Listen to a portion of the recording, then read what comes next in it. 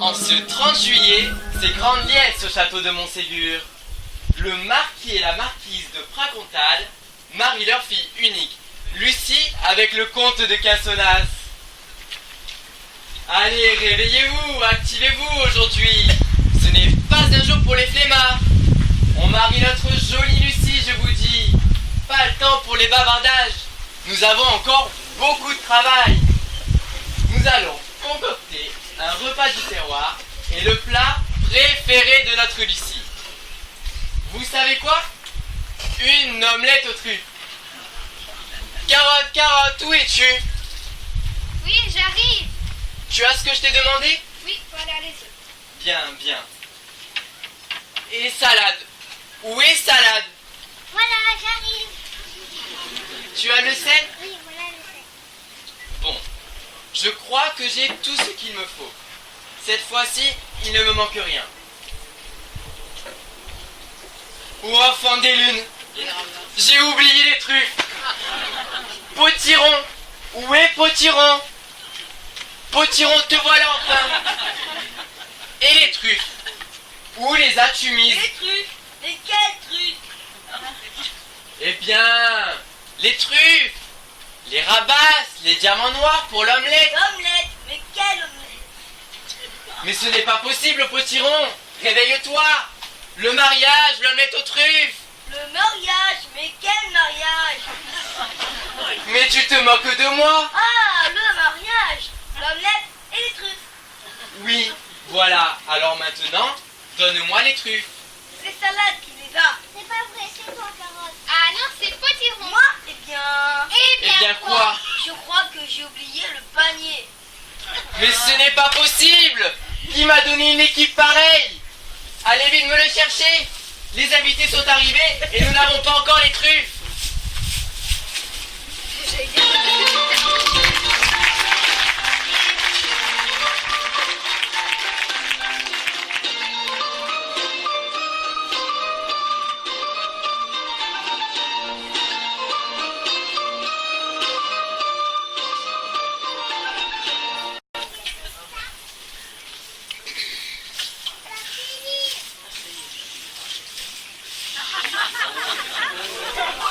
Eh ben, on peut dire qu'il y a du beau monde pour le mariage de la fille du marquis et de la marquise de Pracontal. Ah oui, qu'est-ce que tu vois? Je ne vois rien. Je vois le marié, le vicomte de Cassonnas. Il paraît qu'il est un peu beau. Un peu beau? Tu veux dire qu'il est beau comme un dieu. Et même, il paraît qu'il est bien achalandé. Si tu vois ce que je veux dire. Oh, quand même, tu n'as pas autre chose à me dire. Et la jeune Lucie, elle est un peu belle. Oh, elle est belle comme un cœur. Oh. Le marquis de Pracontal, on peut dire qu'il a mis les petits plats dans les grands, hein.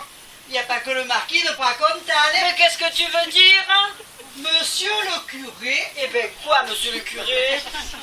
Eh bien, il nous a sorti une soutane de derrière les fagots. Ben, je te dis pas, hein. Oh, toi tu exagères toujours. Il nous a sorti sa soutane de ses démarches pour notre jeune Lucie, voilà tout. Allez, va, tu tais-toi, hein. Allez, viens. On va écouter les contentements de monsieur le curé. Allez.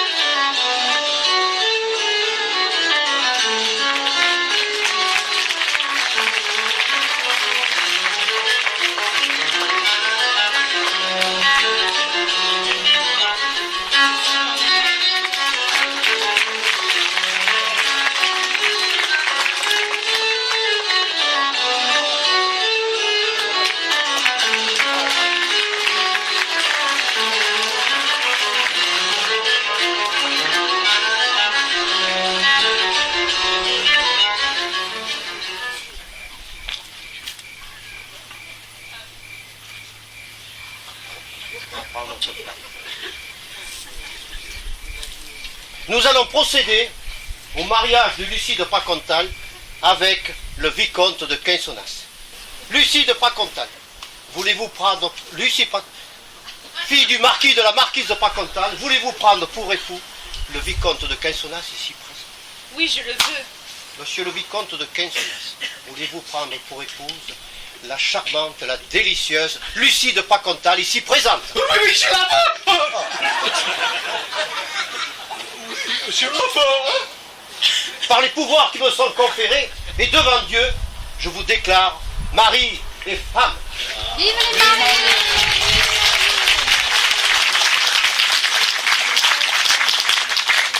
Bien, monsieur le marquis de Pracontal, je tenais à vous dire que l'organisation de ce mariage est une vraie réussite. Je vous en remercie, monsieur Quinsonnas. Mais vous savez, cela fait maintenant des mois que ma fille a le cœur à l'ouvrage. J'espère que nos jeunes tourterons mettront le même cœur à l'ouvrage pour nous donner un petit fils. Mais voyons, mes parents, ne soyez pas trop pressés. Nous venons enfin de nous marier. C'est vrai, vous avez raison, ma fille. Mettons d'abord ce mariage comme il se doit, car aujourd'hui est un grand jour.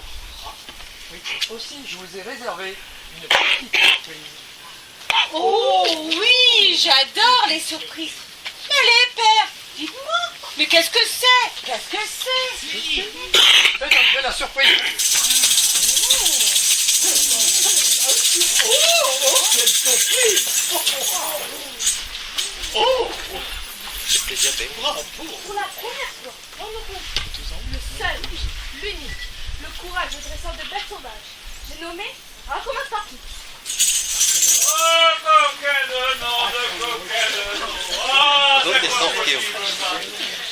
Depuis tout à l'heure, je suis à la recherche d'un animal. Il faut que je vous présente un animal ce soir. J'ai perdu. Vous l'avez pas vu par là? Vous l'avez pas vu?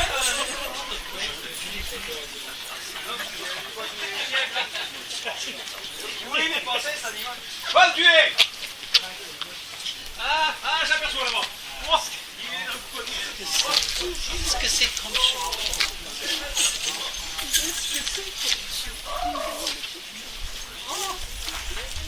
Toujours pareil. Je vais pouvoir vous le présenter. Viens le trouver.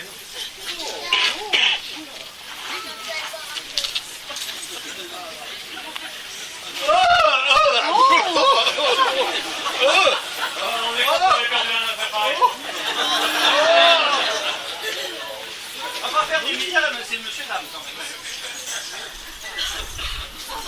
Allez, va, on va se présenter à la haute société. Allez, viens. Allez, entre quand même. Oh mon Dieu! Mais quelle horreur! Mais père, mais qu'est-ce que c'est? Oui! Qu'est-ce que c'est? On dirait un loup, mais en plus gros! C'est un ours, mes amis. Oui, un ours des Pyrénées. Oui, monsieur le comte. Et l'un des plus gros. Câlin, l'ami des enfants et des plus grands. Ce n'est pas dangereux au moins.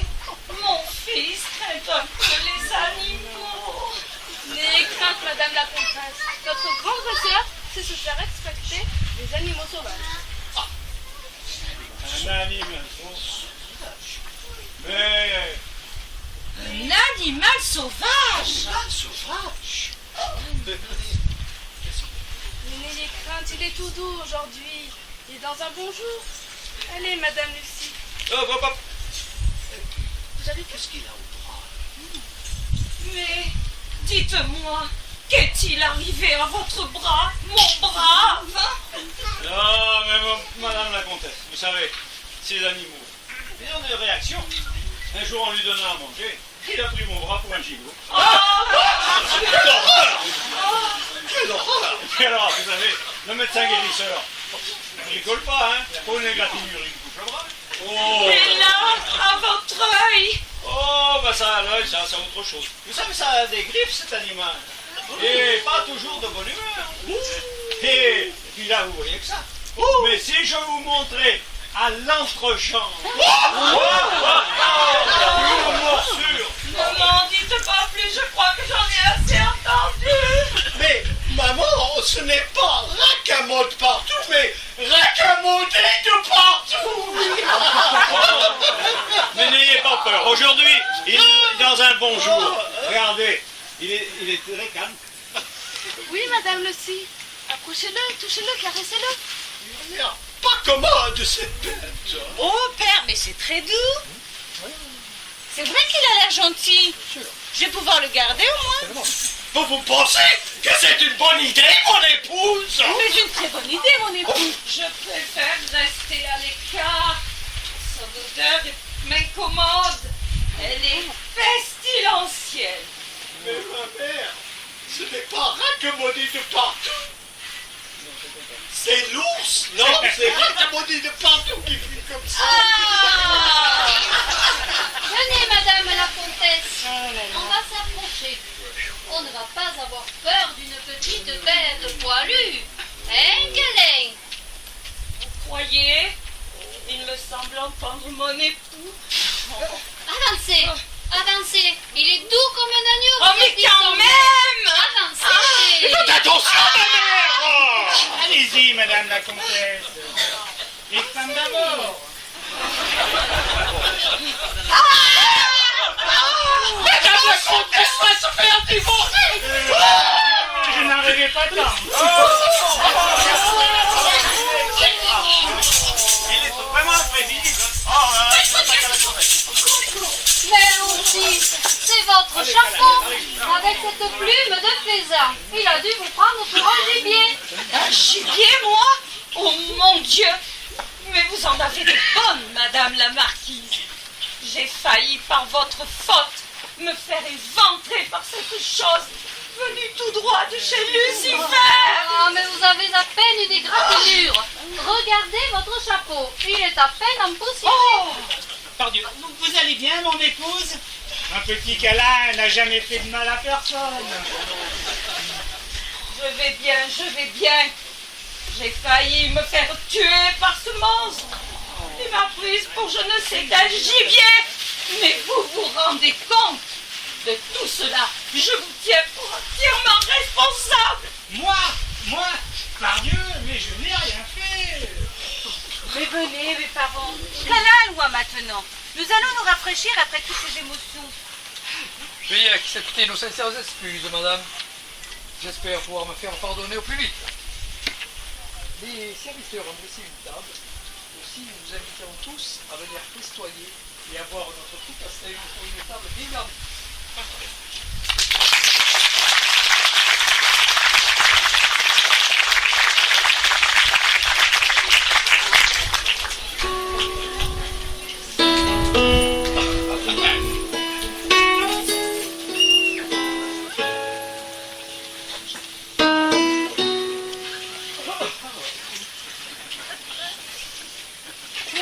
Parlez-moi d'amour.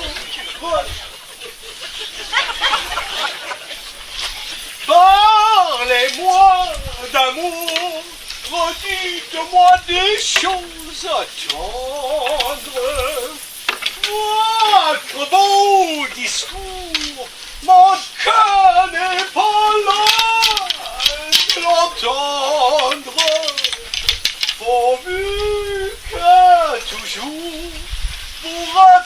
Dieu, c'est mon suprême, je vous aime.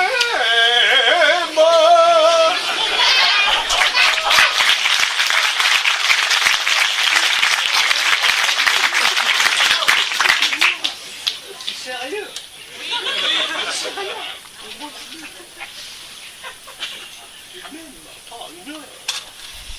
Il est si doux. Ma chère Lucie, être un peu fou. La vie est parfois trop amère si l'on ne croit pas aux chimères. La vie est parfois trop... Et se console avec une baiser. Oh mon amour, parlez-moi d'amour, dites-moi des choses tendres. Votre beau discours, mon cœur n'est pas là d'entendre. Pourvu que toujours vous répétiez ces mots suprêmes. Je vous aime. Je vous aime.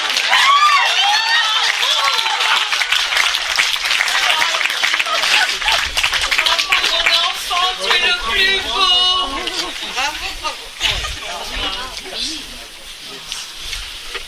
Eh bien, la santé des jeunes mariés. Santé! Oh, le beau gâteau! Servante.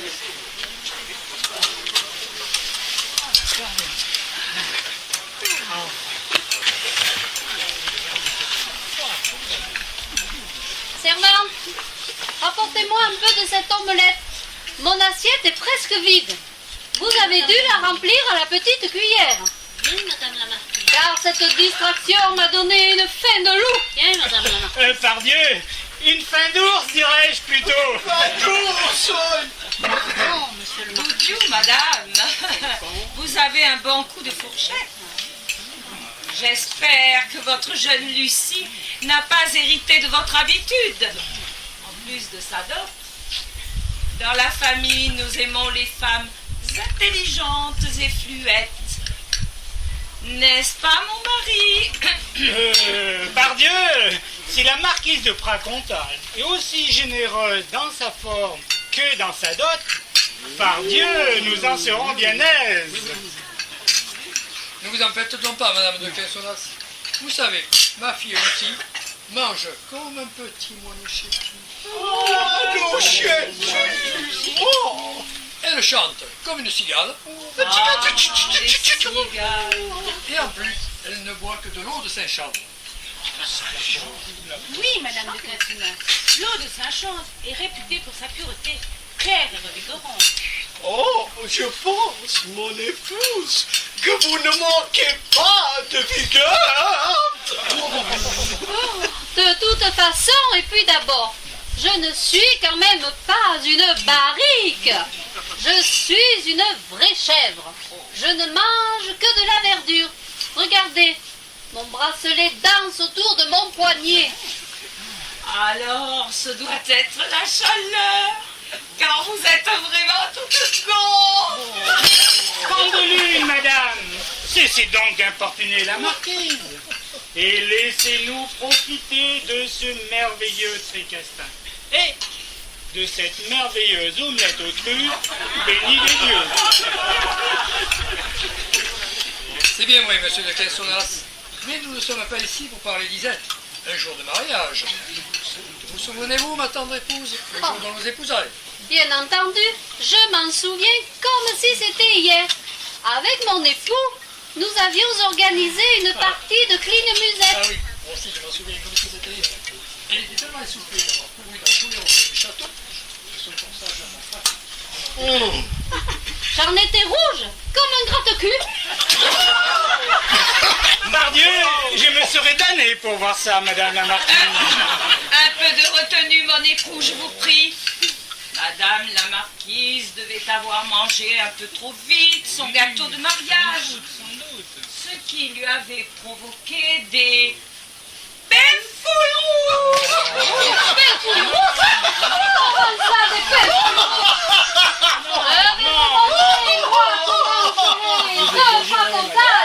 On ingurgite le gâteau de mariage. Calmez-vous, parents. Venez vous divertir.